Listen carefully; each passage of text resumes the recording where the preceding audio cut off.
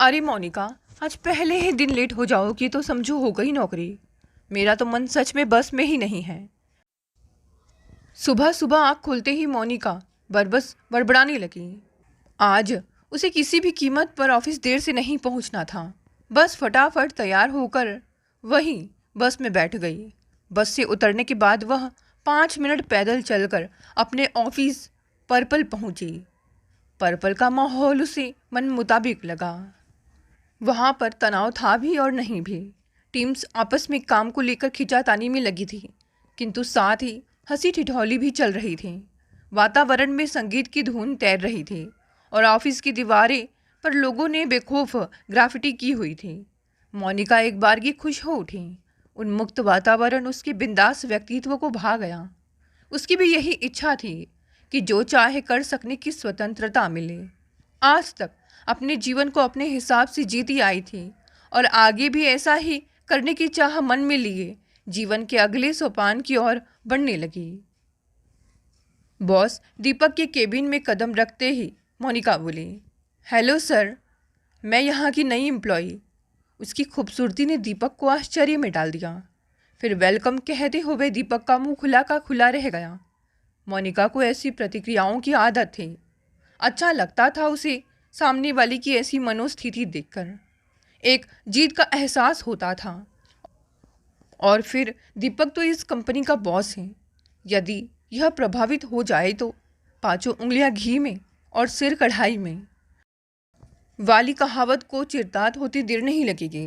वैसे दीपक करीब 40 साल का पुरुष था, जिसकी हल्की सी तोंद, अधपके बाल और आंखों के नीचे काले घेरे उसे आकर्षक की परिभाषा से कुछ दूर ही रखे थे। मोनिका अपना इतना होमवर्क करके आई थी कि उसका बॉस शादीशुदा है, एक बच्चे का बाप है। पर जिंदगी में तरक्की करनी है तो कुछ बातों को नज़रअंदाज करना ही होता है, ऐसी मोनिका की सोच थी। अपने चेहरे पर एक हल्की स्मित रेखा लिए मोनिका दीपक के समक्ष बैठ गए। उसका मुखड़ा जितना भोला था, उसके नयन उतने ही चपल। दिल मोहने की तरकीबें खूब आती थीं। दीपक लोलुप दृष्टि से उसे ताकते हुए कहने लगा, तुम्हारे आने से इस एजेंसी में और भी बेहतर काम होगा, इस बात का मुझे विश्वास है। मुझे लगता है तुम्हारे लिए मीडिया प्लानिंग डिपार्टमेंट सही रहेगा।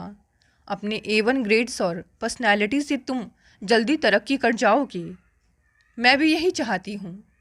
अपनी सफलता के लिए आप जैसा कहेंगे मैं वैसा करती जाऊँगी। द्विअर्थीय संवाद करने में मोनिका माहिर थी। उसकी आंखों के इशारे को समझते हुए दीपक ने उसे एक सरल लड़के के साथ नियुक्त करने का मन बनाया। फिर अपने केबिन में सचिन को बुलाकर बोला, कंपनी के नए प्रोजेक्ट में मोनिका तुम्हें असिस्ट करेगी। आज से यह तुम्हारी टीम में होगी। इस एजेंसी में तुम्हें कितना समय हो गया? मोनिका ने पहला प्रश्न दागा। सचिन एक सीधा साधा लड़का था। बोला, 1 साल। अच्छी जगह है काम सीखने के लिए। काफ़ी अच्छे प्रोजेक्ट आते रहते हैं। तुम इससे पहले कहाँ काम करती थी? सचिन की बात का उत्तर ना देते हुए मोनिका ने सीधा काम की ओर रुख किया। मुझे क्या करना होगा? वैसे मैं क्लाइंट सर्विसिंग में माहिर हूँ। मैं चाहती हूँ कि मुझे इस सीमेंट कंप और अपनी क्रिएटिव टीम के बीच कोऑर्डिनेशन का काम संभालने दिया जाए। अगले दिन मोनिका ने फिर सबसे पहले दीपक के केबिन से शुरुआत की। हाय दीपक, गुड मॉर्निंग कर उसने पहले दिन सीखे सारे काम का ब्यौरा देते हुए दीपक से कुछ टिप्स लेने का अभिनय किया और बदले में दीपक को अपने जलवों का भरपूर रसास्वादन करने दिया। जल्द ही मोनिका ने दीपक के निकट अपनी जगह स्थापित कर ली।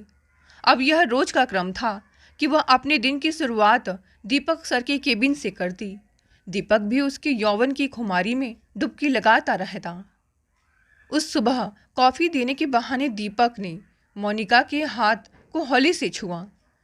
मोनिका ने इसकी प्रतिक्रिया में अपने नैनों को झुका कर ही रखा। वह नहीं चाहती थी कि दीपक की हिम्मत कुछ ढीली पड़े। फिर काम दिखाने के बहाने वह उठी और दीपक के निकट जाकर ऐसे खड़ी हो गई कि उसके बाल दीपक के कंधे पर हिलने लगे। इशारों की भाषा दोनों तरफ से बोली जा रही थी। तभी सचिन बॉस के केबिन में प्रविष्ट हुआ तो दोनों संभल गए। उफनते दूध में पानी की छींटे लग गए, किंतु सचिन के शांत प्रतीत होने वाले नयनों ने अपनी चतुराई दर्शाते हुए वातावरण को भांप लिया। इस प्रकरण के बाद सचिन का मोनिका के प्रति रवैया बदल गया। अब तक मोनिका को नई सीखने वाली मानकर सचिन उसकी हर मुमकिन मदद कर रहा था, परंतु आज के दृश्य के बाद वह समझ गया कि इस मासूम दिखने वाली सूरत के पीछे एक मौका परस्त लड़की छिपी है। कॉर्पोरेट वर्ल्ड एक ऐसी पार्टी की तरह हो सकता है जहां हर कोई अपने चेहरे पर एक मास्क लगाए अपनी असली सच्चाई को ढकते हुए दूसरों के सामने अपनी एक छवि बनाने को आतुर है। आज लंच में सचिन ने मोनिका को टालते हुए कहा, आज मुझे काम है कुछ, तुम लंच कर लो। वह अब मोनिका से बहुत निकटता नहीं चाह रहा था। उसकी देखा देखी टीम के अन्य लोगों ने भी मोनिका को टालना आरंभ कर दिया। इससे मोनिका को काम समझने और करने में दिक्कत आने लगी। जो नई पिच आई है उसमें मैं तुम्हारे साथ चलूं? मुझे पिच प्रेजेंटेशन करना आ जाएगा, मोनिका ने अपनी पूरी कमनीयता का पुट लगाकर सचिन से कहा। अपने कार्य में दक्ष होते हुए भी उसने सचिन से मदद मांगी। मेरा सारा काम हो चुका है, तुम्हें अगली पिच पर ले चलूँगा। आज तुम ऑफिस में दूसरी प्रेजेंटेशन का काम कर लो। सचिन ने हर प्रयास करना शुरू कर दिया कि मोनिका केवल ऑफिस में ही व्यस्त रहें। अपने हाथ से 2 पिच के अवसर निकलते ही मोनिका भी सचिन की चाल समझने लगी। उफ, बेवकूफ़ है सचिन जो मुझे इतना सरलमती समझ रहा है। क्या सोचता है यदि यह मुझे अवसर नहीं प्रदान करेगा तो मैं अनुभवहीन रह जाऊंगी। सोचते हुए मोनिका ने सीधा दीपक के केबिन में धावा बोल दिया। दीपक, क्या मैं आपके साथ आज लंच कर सकती हूँ? आपके साथ मेरे इंडक्शन की फीडबैक बाकी है। मोनिका ने अपने प्रस्ताव को इस तरह रखा कि वह आवश्यक कार्य प्रतीत हुआ, अतः दीपक ने सहर्ष स्वीकृति दे दी। लंच के दौरान मोनिका ने अपने काम का ब्यौरा दिया और साथ ही दबे ढके शब्दों में एक स्वतंत्र क्लाइंट लेने की पेशकश कर डाली। देखिए ना, टीम में सभी इतने व्यस्त रहते हैं कि किसी से काम सीखना मुझे उनके काम में रुकावट बनना लगता है, और फिर अपनी शिक्षा, प्रशिक्षण व अनुभव के बल पर मुझे पूर्ण विश्वास है कि एक क्लाइंट मैं हैंडल कर सकती हूँ, यदि आप अनुमति दे दें तो। बातचीत के दौरान मोनिका के नैनों का मटकना, उसके भावों का अर्थपूर्ण चलन, उसके अधरों पर आती जाती स्मित रेखा, कभी पलके उठाना तो कभी झुकाना, सब कुछ इतना मनमोहक था कि दीपक के पुरुष मन ने उसे एक अवसर देने का निश्चय कर डाला। ठीक है, सोचता हूँ कि तुम्हें किस अकाउंट में डाल सकता हूँ। शाम मोनिका ने आर्ट गैलरी में कुछ समय व्यतीत करने की सोची। जब से जॉब लगी तब से उसने कोई तफरी नहीं की। दिल्ली आर्ट गैलरी शहर की नामचीन जगहों में से एक है, सो वहीं का रुख कर लिया। मंथर गति से चलते हुए मोनिका वहाँ सजी मनोरम चित्रकारियाँ देख रही थी कि अगली पेंटिंग पर प्रचलित ब्रांड स्वीट के मालिक विक्रम दहिया को खड़ा देखा। एजेंसी में उसने सुना था कि पहले विक्रम दहिया का अकाउंट उन्हीं के पास था, किंतु पिछले साल से उन्होंने कॉन्ट्रैक्ट रद्द कर दिया, जिसके कारण एजेंसी को काफ़ी नुकसान हुआ। स्वयं को सिद्ध करने का यह स्वर्णिम अवसर वह जाने कैसे देती। उसने तुरंत विक्रम दहिया की ओर रुख किया। आप विक्रम दहिया है ना, स्वीट ब्रांड के मालिक? अपने मुख पर उत्साह के सैकड़ों दीपक जलाकर उसने बात की शुरुआत की। यस, आप हमारी क्लाइंट है क्या? विक्रम अपने ब्रांड को प्रमोट करने का कोई मौका नहीं चुकते थे। मैं आपकी क्लाइंट हूँ और आप मेरे? मैं कुछ समझा नहीं। दरअसल मैं आपका ब्रांड इस्तेमाल करती हूँ और एक हैप्पी क्लाइंट हूँ।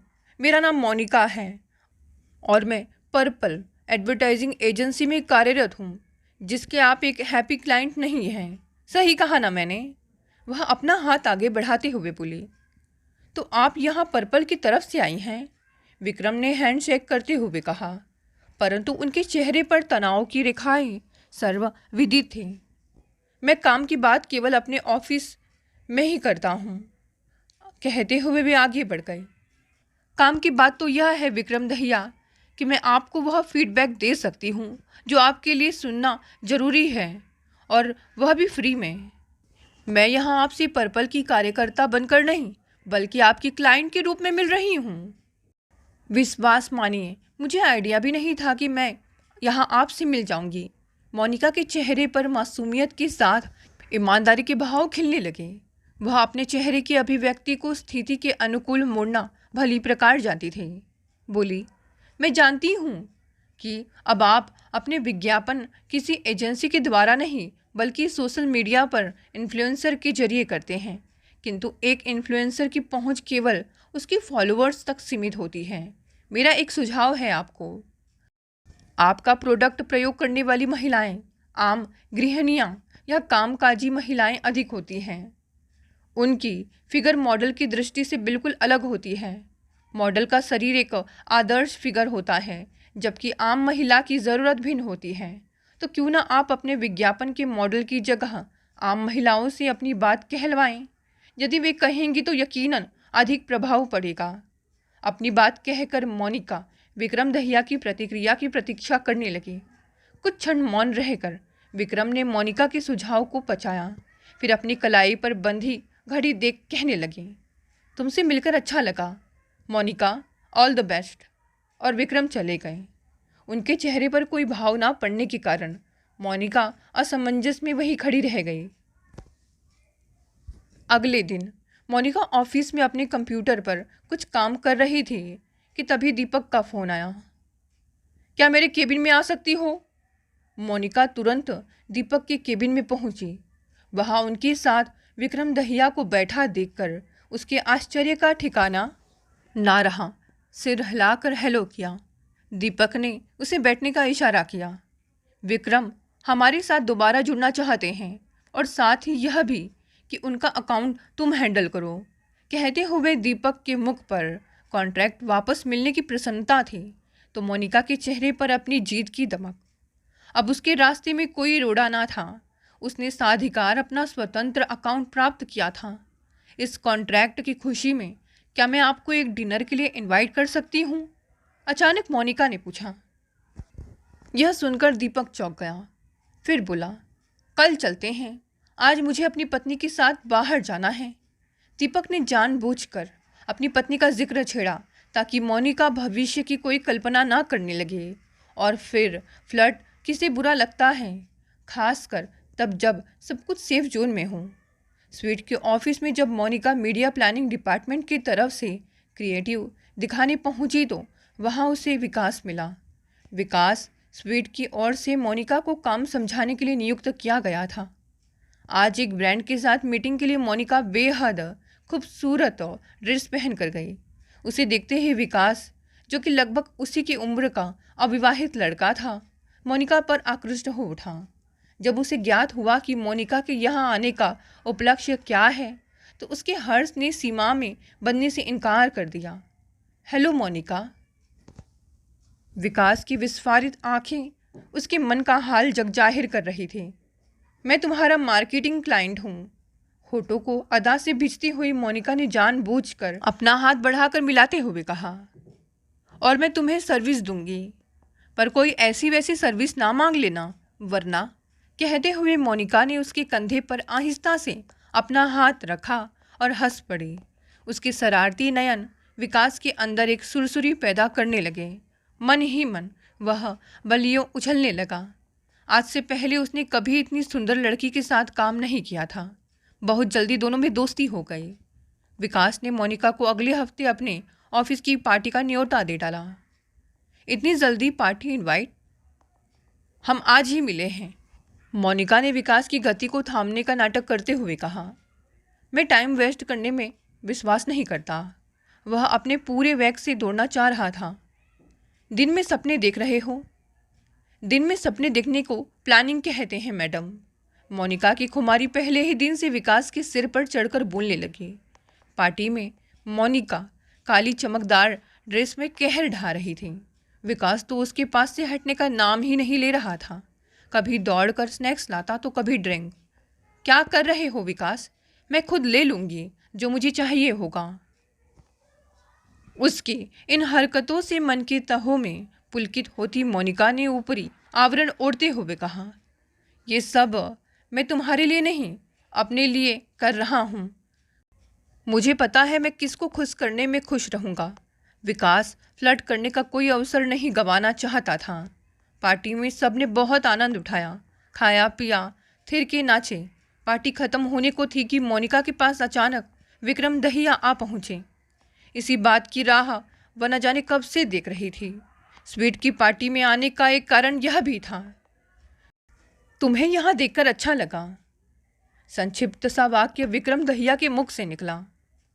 तुम विक्रम दहिया को कैसे जानती हो? उनकी मुलाकात से विकास अवश्य अजरज में पड़ गया। बहुत ऊंची चीज लगती हो। हेलो, चीज किसे बोल रहे हो? मोनिका ने अपनी कोमल उंगलियों से एक हल्की सी चपत विकास के गाल पर लगाते हुए कहा। आफ्टर ऑल विक्रम दहिया हमारे क्लाइंट हैं। उसने इससे अधिक कुछ बताने की आवश्यकता नहीं समझा। मोनिका हर दूसरे दिन स्वीट के ऑफिस पहुंच जाती। विकास से फ्लर्ट करने से उसके कई काम बन जाते। यहाँ तक कि जब उसकी एड कैंपेन डिज़ाइन में कुछ कमी रह जाती तभी उसे काम करवाने के लिए फालतू समय मिल जाता। स्वीट्स के फाइनेंस सेक्शन से भी मोनिका एकदम समय पर पेमेंट निकलवाने में कारगर सिद्ध होती। हमारे यहाँ एक फाइनेंस डिपार्टमेंट पेमेंट को लेकर बहुत बदनाम है, पर देखता हूँ कि तुम्हारी हर पेमेंट टाइम से हो जाती है। वहाँ भी अपना जादू चलाती हो क्या? एक दिन विकास के पूछने पर मोनिका खीसे निपोरने लगी। अब उसे क्या बताती? मर्दों की लोलुप्त नज़रों को झेलना उसकी कोई मजबूरी नहीं, अपितु कई नफ़े हैं। जरा अदा से हंस दिए, एक आध बार हाथ से हाथ छुआ दिया, आंखों की गुस्ताखिया वाला खेल खेल लिया और बन गया अपना मनचाहा काम। कुछ माह बीतने के बाद इतने दिनों की जान पहचान, हर मुलाकात में फ्लर्ट, दोनों का लगभग एक ही उम्र का होना, ऐसे कारणों की वजह से मोनिका को आशा थी कि संभवतः विकास उसके साथ लिव इन में रहने की पेशकश कर सकता है। तभी तो वह हर बार अपने मकान मालिक के खड़ूस होने, अधिक किराया होने, कमरा अच्छा ना होने जैसी बातें किया करती। काश मैं किसी के साथ अपना किराया आधा बांट सकती। तुम अपना रूम शेयर करने को तैयार हो? मैं तो कभी भी शेयर ना करूं। मुझे अपनी प्राइवेसी बहुत प्यारी है। विकास की ऐसी फिजूल की बातों से मोनिका का मनोबल गिर जाता। जरा मेरे केबिन में आना, मोनिका, दीपक सर ने इंटरकॉम पर कहा। मोनिका ने उसके केबिन में प्रवेश किया तो हर ओर से हैप्पी बर्थडे टू यू के सुर गुंजायमान होने लगे। दीपक आज उसका जन्मदिन खास अपने केबिन में ऑफिस की सभी लोगों को बुलाकर मना रहा था। मोनिका हमारे ऑफिस में जब से आई है तब से इनकी मेहनत और लगन ने हमारी एजेंसी को कहाँ से कहाँ पहुँचा दिया।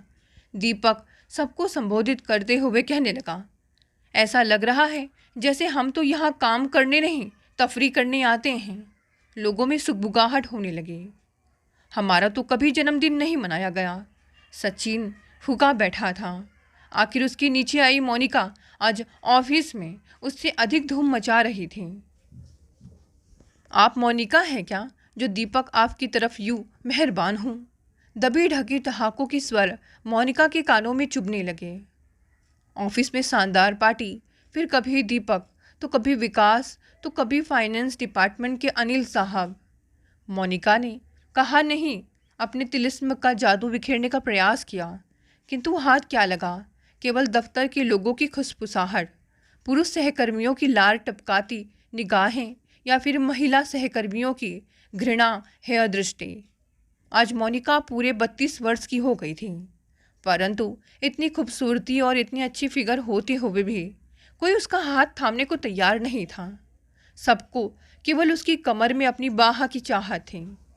व्यग्र मन और निद्राहीन नयन लिए मोनिका कई घंटे बिस्तर पर लेटी अपने कमरे की छत ताकती रही।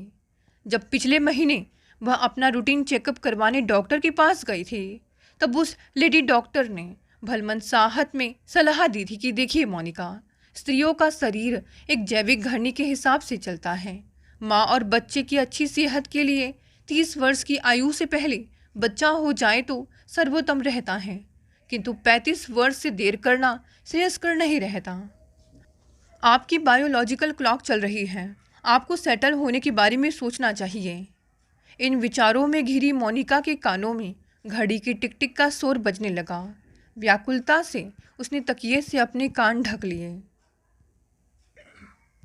अगले दिन मोनिका ने ऑफिस में एक नए प्रोजेक्ट की पिच के बारे में सुना तो दीपक से उसे मांगने पहुंच गई। परंतु यह प्रोजेक्ट मुंबई में है और तुम दिल्ली का स्वीट अकाउंट हैंडल कर रही हो। दीपक के सुरों में हिचकिचाहट थी। सो व्हाट दीपक, मैं दोनों को हैंडल कर सकती हूँ। मुंबई में भी तो हमारा एक ऑफिस है, मैं वहाँ विजिट करती रहूँगी और स्वीट तो जाती ही रहती हूँ। मोनिका ने दीपक को अपनी बात मनाने हेतु राजी कर लिया। मुंबई पहुंचकर मोनिका ऑफिस के गेस्ट हाउस में ठहरी। कमरा एकदम साधारण था, किंतु उसके यहाँ आने का लक्ष्य कुछ और था। मोनिका डरने लगी थी कि कहीं ऐसा ना हो जाए कि उसके हाथों से उसकी उम्र तेजी से रेत की मानिंद फिसल जाए और वह खाली हथेलियों को मलती रह जाए। अपनी खूबसूरती की बदौलत उसने कई अवसर पाए थे, जिन्हें उसने अपनी बुद्धि व चपलता के बलबूते बखूबी भुनाया था। उसका अनुमान रहा था कि इसी आकर्षण के कारण उसे अपना जीवन साथी मिल जाएगा, परंतु अब बढ़ती उम्र ने उसे डरा दिया था। हो सकता है विकास बात आगे बढ़ाए, मगर अभी तक उसने कोई ऐसा इशारा नहीं दिया, केवल फ्लर्ट करता रहता है। इसीलिए समय रहते उसे अपने लिए एक जीवन साथी तो खोजना ही पड़ेगा। मुंबई में 2 दफ्तरों में जाकर हो सकता है उसे अपने ऑफिस या फिर क्लाइंट ऑफिस में कोई मिल जाए। जब मोनिका मुंबई में क्लाइंट के ऑफिस पहुंची तो उसे एक लड़के से मिलवाया गया। लड़का बेहद खूबसूरत लगा। उसे देखकर मोनिका के मन में सुनहरे ख्वाब सजने लगे। My name is Siddharth. मैं इस ऑफिस की तरफ से आपका कॉन्टैक्ट पॉइंट रहूँगा। सिद्धार्थ ने अपना परिचय दिया। आपका नाम, आपका व्यक्तित्व सब कुछ शानदार है। आपसे मिलकर बेहद प्रसन्नता हुई। मोनिका ने अपने दिल में उठ रही हिलोरों को बाहर बहने से बिल्कुल नहीं रोका। उसकी बात सुनकर सिद्धार्थ हौले से हंस पड़ा।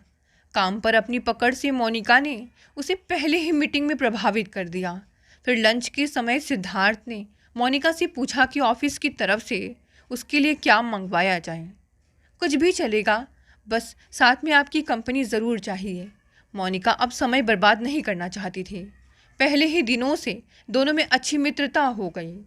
अपने बचपन, शिक्षा, करियर, परिवार संबंधी काफ़ी बातें साझा करने के बाद दोनों ने शाम को एक दूसरे से विदा ली। गेस्ट हाउस लौटकर मोनिका ने कपड़े बदले और निकल गई गेटवे ऑफ इंडिया की सैर करने। कल सिद्धार्थ से कहूँगी कि मुंबई की सैर करवाए। सुबह जो कमरा उसे बहुत साधारण लगा था, अब वही उसे उजले सपनों ने घेर लिया। अगले दिन क्लाइंट ऑफिस जाते हुए रास्ते में विकास का फ़ोन आया। हाय जानेमन, कैसा लग रहा है मुंबई? फर्स्ट क्लास, शहर भी और यहाँ के लोग भी, मोनिका ने चहक कर उत्तर दिया। पता है, हमारे तो शहर की रौनक ही चली गई। विकास ने अपने स्वर में उदासी घोलने का अभिनय किया। अच्छा, मैंने कुछ भेजा है तुम्हें, अपने फ़ोन में चेक करो। मेरी किस मिली क्या? विकास ने मोनिका को एक चुंबन की इमोजी भेजी। तुम भी ना? मोनिका को लगने लगा कि दूर होने से शायद विकास को उसकी कमी खल रही है और वह रिश्ते को आगे बढ़ाने की फिराक में है। खैर, इस समय विकास उसका काम अपने ऑफिस में करवाता रहे, मोनिका को यही चाहिए था। आज सिद्धार्थ ने बताया कि शाम को ऑफिस में एक HR इवेंट है, जिसमें कुछ सांस्कृतिक कार्यक्रम रखे जाने वाले हैं। आमंत्रण पर मोनिका शाम तक वहीं रुक गई। कई लोगों ने रंगारंग कार्यक्रम में अपने हुनर दर्शाए। सिद्धार्थ की दरख्वास्त पर मोनिका ने एक गाना गाया।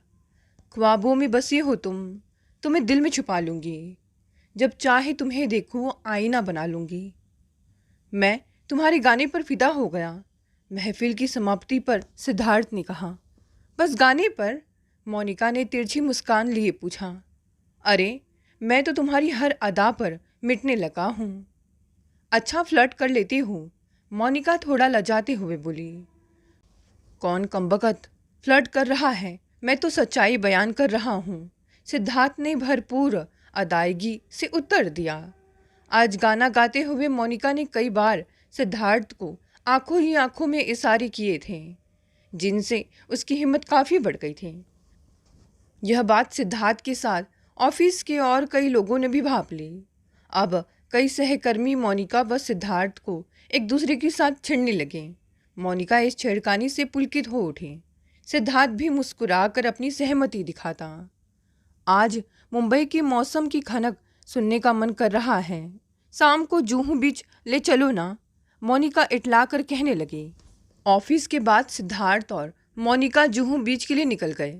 रात को चांद की मखमली ठंडी लुनाई में दोनों ने एकांत कोना खोज निकाला। वहाँ की ठंडी सीली रेत पर बैठकर वे आती जाती लहरों में अपने पांव भिगोने लगे। कुछ ही देर में मोनिका ने गुनगुनाना आरंभ किया। ये रातें, ये मौसम, नदी का किनारा, ये चंचल हवा, कहा दो दिल ने कि मिलकर भी कभी हम ना होंगे जुदा। मोनिका की आंखों में कुछ ऐसा आकर्षण था कि सिद्धार्थ ने आगे बढ़कर उसके अधरों पर अपने अधर रख दिए। मोनिका ने भी उसे रोका नहीं। कुछ पानी की शीतलता, कुछ चांदनी की खुमारी, कुछ उम्र का उफान, इन स्नेहिल क्षणों में दोनों ने अपने रिश्ते को एक नए मुकाम पर पहुंचा दिया। दिल्ली लौटकर मोनिका ने सबसे पहले दीपक से मुलाकात की। आप आए, बाहर आई। भाई, यह हमारा ऑफिस अधिक वीरान हो गया था, यह हमारा दिल, कहना जरा मुश्किल है। हर बार की तरह हल्का फुल्का फ्लर्ट करते हुए दीपक ने उसे देखते ही कहा, तुम्हारे लौटने की खुशी में कल एक पार्टी रखी है। पार्टी में अच्छे से तैयार होकर आना। तुम्हारा दमकता रूप देखने का मन हो रहा है। मोनिका मन ही मन चिढ़ गई कि अपनी तो बीवी है, बच्चा है, गृहस्थी है, ऐसे में फ्लर्ट करने को भी मिल जाए तो क्या बुरा है। मुझे तो अपने बारे में खुद ही सोचना पड़ेगा ना। फिर ऊपर से हंसते हुए अपनी लटों को अदा से कानों के पीछे धकेलते हुए कहने लगे, आप बुरा ना माने तो अपने क्लाइंट को भी बुला लूं। दीपक ने सहर्ष स्वीकृति दे दी। विकास को जैसे ही ज्ञात हुआ कि मोनिका शहर में लौट आई है, उसने तुरंत उसे फ़ोन किया। हाय जाने मन, तभी आज मौसम इतना कातिलाना हुआ जा रहा है। हाँ, कोरी बातें बनाना तो कोई तुमसे सीखे, पर अभी नहीं। कल मेरे ऑफिस की पार्टी में मुलाकात होगी। अभी मैं काफ़ी व्यस्त हूँ। जल्दीबाजी में मोनिका ने फ़ोन काट दिया। उसकी बेरुखी विकास को अटपटी अवश्य लगी, मगर पार्टी में जो धमाका उसकी प्रतीक्षारत था वह उसकी कल्पना से भी परे था। पार्टी में मोनिका खिलखिलाती हुई सिद्धार्थ की बाहों में बाहें डाले प्रविष्ट हुई। प्यार में मदहोश दोनों एक प्रेम सिक्त युगल जोड़ा प्रतीत हो रहा। सर्वप्रथम वह दीपक की ओर बढ़ी। इनसे मिलिए दीपक, ये हैं सिद्धार्थ, मुंबई के हमारे क्लाइंट। मोनिका और सिद्धार्थ के मुखड़ों पर फैली रोशनी उनका रिश्ता समझाने के लिए पर्याप्त थे। I am happy for you Monika, Deepak ने कहा तो मोनिका आगे कहने लगी, केवल हैप्पी होने से काम नहीं चलेगा, मुझे आपसे कुछ चाहिए। मैं मुंबई ऑफिस में ट्रांसफ़र चाहती हूँ। मोनिका के मुख से अचानक यह सुनकर दीपक को एक झटका लगा। नहीं मोनिका, यह संभव नहीं। तुम्हारी हमारे दिल्ली ऑफिस में बेहद आवश्यकता है। मैं तुम्हें मुंबई नहीं भेज सकता। उसने दो टुक जवाब देकर मोनिका का हौसला गिराना चाहा। तभी विकास ने पार्टी में प्रवेश किया। आज मोनिका ने उसकी ओर से नज़र फेर ली। विकास मोनिका के बदले रुख पर हैरान हो ही रहा था कि किसी ने शायरी की फरमाइश कर दी। सभी कुछ न कुछ सुनाने लगे। जब माइक मोनिका की तरफ बढ़ाया गया तो उसने सुनाया, सैर कर दुनिया की गाफिल जिंदगानी फिर कहाँ, जिंदगानी गर रही तो नौजवानी फिर कहाँ। उसके इस शेर पर खूब तालियां बजी। चुप थे तो बस दीपक और विकास। आज के इस समा के लिए दोनों ही तैयार ना थे। अगला नंबर विकास का आया। उसने अपनी आवाज़ में पूरा दर्द उड़ेल कर कहा, मैंने सहज रखी है तुमसे जुड़ी सभी यादों को। अक्सर हंस देता हूँ मैं याद कर उन वादों को। मगर मोनिका ने उसकी बात के मर्म पर किंचित ध्यान नहीं दिया। उल्टा उन्मुक्त हास के लिए उससे सिद्धार्थ को मिलवाया। अगले दिन ऑफिस में मोनिका ने दीपक की मेज पर अपना त्याग पत्र रखा। दीपक, यदि आप मेरा 15 दिन का नोटिस पीरियड छोड़ देंगे तो मुझे बहुत खुशी होगी। लगेगा कि मेरे काम की, मेरी मेहनत की कदर की आपने। मोनिका, किसी के वादों के लिए अपनी जॉब छोड़ना अक्लमंदी नहीं होती। मैं कहता हूँ एक बार फिर सोच लो। दीपक के लिए मोनिका का यह कदम अप्रत्याशित था। नहीं दीपक, वादों व सपनों में तो अभी तक घिरी थी, लेकिन अब मैं यथार्थ की धरा पर खड़ी हूँ। मैंने सिद्धार्थ से शादी कर ली है। मोनिका की इस बात से जैसे दीपक को करंट लगा। और जो यहाँ रह गया है, मुझे क्या करना है? आज मोनिका केवल अपने आने वाले वक्त के बारे में सोच रही थी। आखिर उसे वह मिल गया था जिसकी तलाश में वह अब तक इधर उधर भटकती रही थी। दोस्तों, ये कहानी यहीं समाप्त हो गई। कहानी पसंद आए तो इसे लाइक, शेयर और कमेंट करें। नए हैं तो चैनल को भी सब्सक्राइब कर लें। धन्यवाद दोस्तों, मिलते हैं कल एक नई कहानी से।